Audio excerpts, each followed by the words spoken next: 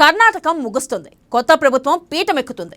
ఇక ఇప్పుడు అందరి దృష్టి తెలంగాణ వైపు మళ్లుతుంది. కన్నడ సీమను కైవసం చేసుకున్న కాంగ్రెస్ కథన కుతూహలం ప్రదర్శించేందుకు వ్యూహాలు సిద్ధం చేస్తుంది. కర్ణాటకలో అన్నీ తానే పార్టీని చెక్కదిద్దిన డీకే శివకుమార్ ఇప్పుడు హస్తం పార్టీకి సూపర్ హీరో అయ్యారు. అదే వరుసలో తెలంగాణలోనూ రేవంత్ మరో డీకేగా మారుతారనే టాక్ ఊపందుకుంది. అధిష్టానం ఆశీస్సులు హస్తం ఫైర్ బ్రాండ్ కి పుష్కలంగా ఉండడంతో ఇక్కడ కూడా కన్నడ సీన్ రిపీట్ అవుతుందని అంతా అనుకుంటున్నారు.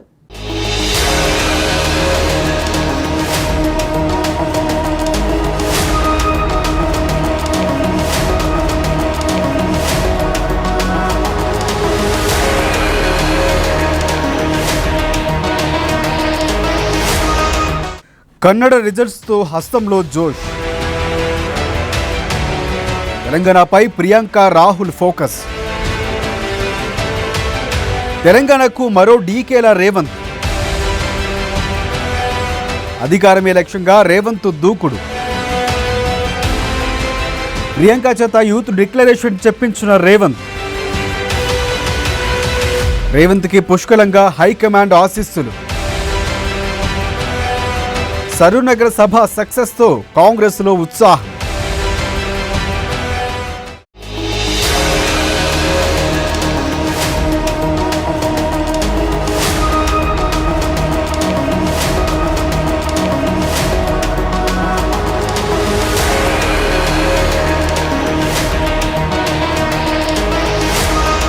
కర్ణాటక గెలుపుతో కాంగ్రెస్ పార్టీలో కొత్త జోష్ వచ్చిందంటే నమ్మాల్సిందే. ఇదే స్ఫూర్తిని మిగతా రాష్ట్రాలను కొనసాగించాలని భావిస్తోంది. మరో 6 నెలల్లో జరగబోయే రాజస్థాన్, ఛత్తీస్గఢ్, మధ్యప్రదేశ్, తెలంగాణ రాష్ట్రాలపై కాంగ్రెస్ పార్టీ కన్నేసింది. ప్రియాంక గాంధీ నెక్స్ట్ టార్గెట్ తెలంగాణనేనా అంటే అవుననే సమాధానం గట్టిగా వినిపిస్తుంది. కర్ణాటక గెలుపుతో మల్లికార్జున ఖర్గే, ప్రియాంక గాంధీ, సిద్ధు, డీకే వ్యూహాలు పనిచేసిన రాహుల్ గాంధీ చేపట్టిన భారత జోడో యాత్ర కర్ణాటకలో కాంగ్రెస్కు టర్నింగ్ పాయింట్గా చెప్పుకోవాలి.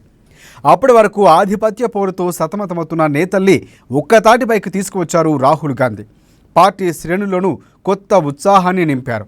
అలాగే ప్రజలకు భరోసా కల్పించడంలోనూ రాహుల్ యాత్ర బాగా ఉపయోగపడింది. బీజేపీ మత రాజకీయాల్లో విద్వేషాలు నింపుతోందని, తాను దేశాన్ని ఏకం చేసేందుకే యూనిటీ యాత్ర చేస్తున్నారని ప్రజల్లోకి వెళ్లారు రాహుల్ గాంధీ.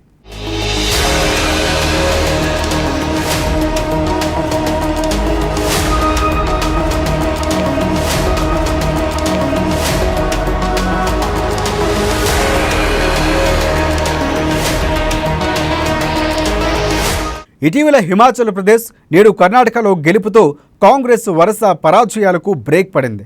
పార్టీ ఉనికి ప్రమాదంలో పడిన పరిస్థితుల్లో ఈ 2 విజయాలు కాంగ్రెస్కు సజీవమని చెప్పుకోవచ్చు. అయితే ఈ 2 విజయాలను ప్రియాంక గాంధీ పాత్ర కీలకమనే చెప్పాలి.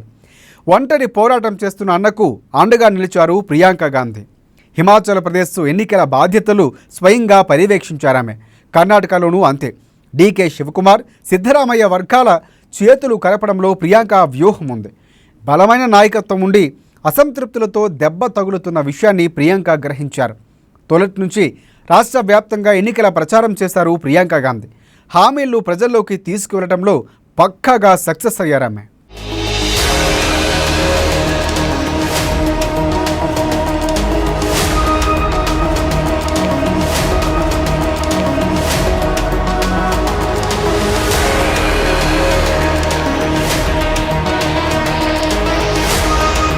కర్ణాటక తర్వాత ప్రియాంక గాంధీ నెక్స్ట్ టార్గెట్ తెలంగాణనే చెప్పాలి.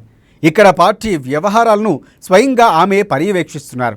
అందుకే కర్ణాటక ఎన్నికలు ఇలా అయిపోయిందో లేదో తెలంగాణకు షిఫ్ట్ అయ్యారామె. సరూనగర్లో కాంగ్రెస్ తలపెట్టిన యువ సంఘర్షణ సభలో మొట్టమొదటిసారిగా పాల్గొన్నారు.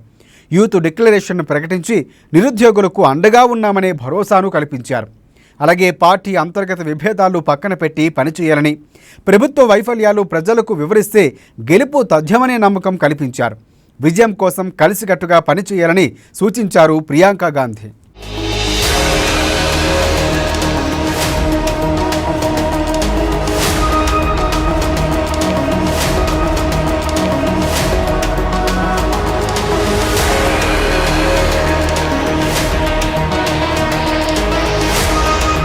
కర్ణాటకలో కాంగ్రెస్ గెలుపు, రాహుల్ దూకుడు, ప్రియాంక చరిష్మా బీజేపీతో పాటు బీఆర్ఎస్కు టెన్షన్ పుట్టిస్తుంది.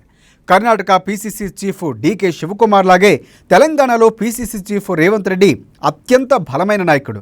అంతా తానై కర్ణాటకలో పార్టీని గెలిపించాడు డీకే. రేవంత్ సైతం టీ కాంగ్ను పరుగులు పెట్టిస్తున్నారు. రేవంత్ రెడ్డికి రాహుల్ గాంధీ ఫుల్గా సపోర్ట్ చేస్తున్నారు.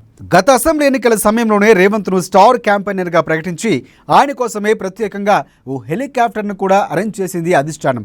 ఆ తర్వాత పీసీసీ అధ్యక్షుడిని చేసి మరింత బాధ్యతలు కట్టబెట్టింది. ఇదంతా రాహుల్ ఆశీస్సులతోనే సాధ్యమైంది.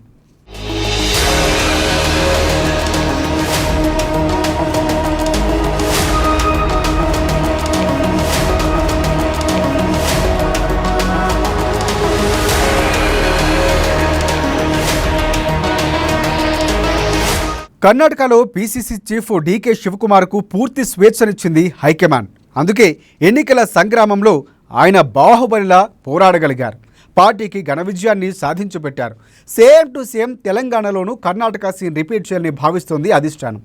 రేవంత్ రెడ్డిలో మరో డీకే శివకుమార్ను చూస్తోంది. రాహుల్ సపోర్టుకు ప్రియాంక చొరవ కూడా తోడవడంతో తెలంగాణలో రేవంత్ను ముందుంచి కర్ణాటక తరహా గెలుపు సాధించాలనే ఆలోచనలో ఉన్నట్టు కూడా తెలుస్తోంది.